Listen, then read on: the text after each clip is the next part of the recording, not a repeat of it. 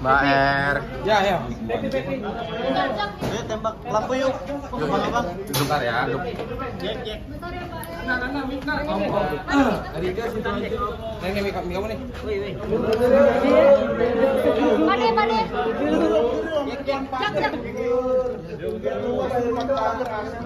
Yuk, mundur yuk. Ayo, yuk, dah yuk.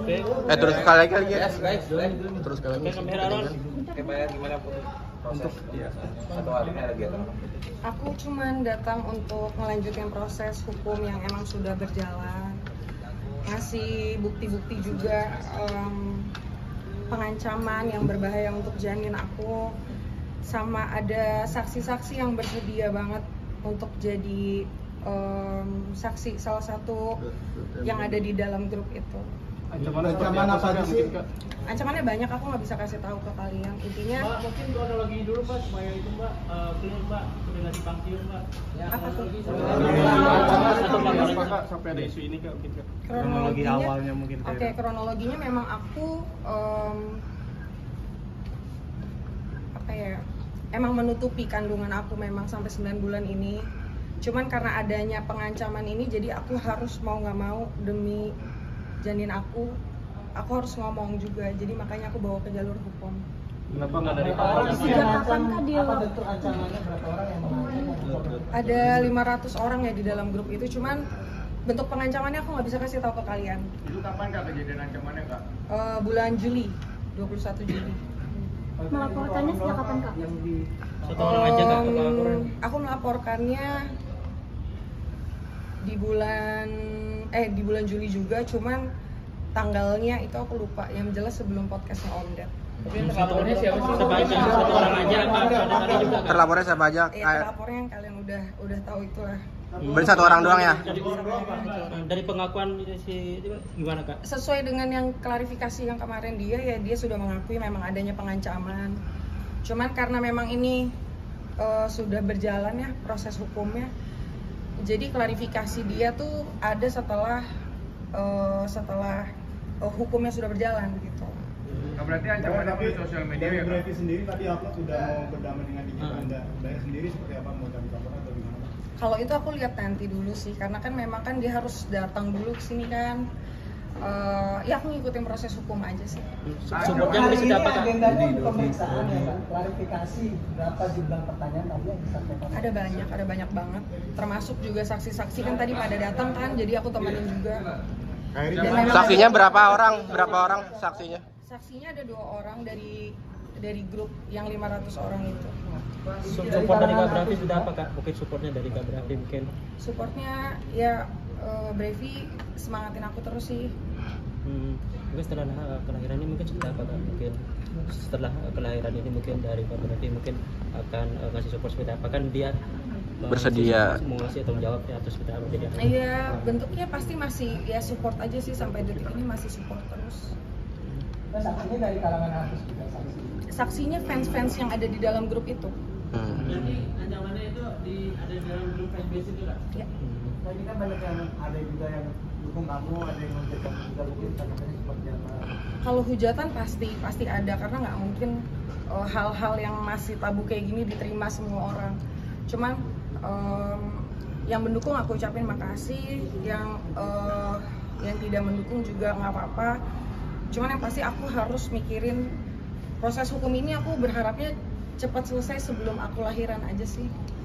Di dalam pemeriksaan untuk memperkuat adanya bukti-bukti pengancaman itu, mungkin ada yang disampaikan ke penyidik bukti-buktinya?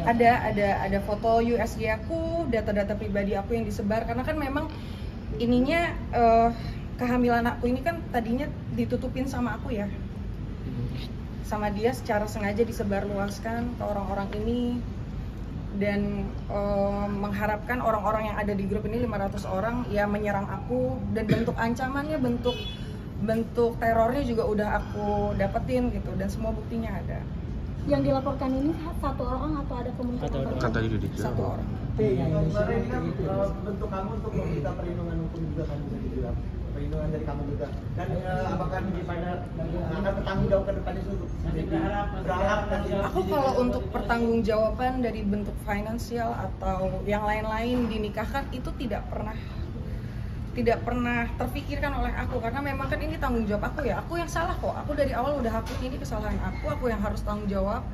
Aku nggak perlu pertanggungjawaban dia, cuman memang aku melaporkan ke minta perlindungan hukum karenanya ada ancaman yang membahayakan janin aku. Kalau tidak, pasti sampai kapanpun ini tidak akan terekspos. Karena selama 9 bulan aku berhasil kok nutupin ini kok. Bayar. Ini kan polisi amit-amit ya, mengingat dia akan menjadi calon bapak dari anak-anak. Kamu memikirkan dampak psikologis ke anak kamu juga nanti? Oh pasti, tapi itu nanti. Yang jelas sekarang yang terpenting kondisi kesehatan janin aku dulu, mental aku dulu.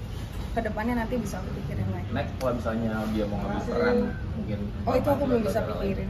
Mbak Er, perihal video parodi dari Natalie sendiri seperti apa Kak? Mungkin ada komunikasi? Kalau video dari Natalie, aku secara personally aku nggak pernah kenal ya sama Natalie ya. Maksudnya aku tidak pernah berteman dan tidak pernah ada masalah juga. Jadi kalau misalnya memang video parodi itu memang ditunjukkan kepada aku ya, kalau memang karena Natalie ada itikat baik minta maaf, pasti aku maafin. Karena kan ngelihat dia juga ibu punya anak ya. Dia punya anak juga, dia pernah ya dia single parent juga, jadi pasti aku maafin kalau dia minta maaf. Tapi sampai sejauh ini belum ada Belum. sama sekali. Hari ini udah ada ketemu lagi? Belum. Komunikasi terakhirnya gimana sama DJ Panda? Komunikasinya dia ada chat memang. Chatnya itu pengen ke rumah, tadi katanya dia ke rumah aku.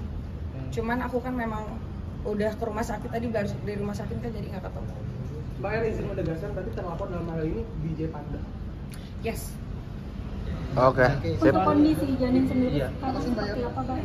Sampai sekarang ya masih flek-flek aja sih, mungkin karena kecapean kan, karena aku harus bolak-balik tadi dari rumah sakit terus ke polisi.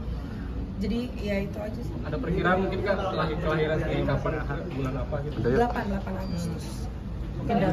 Mas Brevi mungkin Kak, Aku nggak ada lawyer, aku nggak pakai kuasa hukum. Oke. Mas Brevi mungkin habis lahiran akan siap menikahi Kak. Alasannya mungkin belum butuh aja kali ya. Mungkin nanti. Udah ada teman yang menyarankan gitu Kak, oke siapa gitu kan? Udah. Habis libur.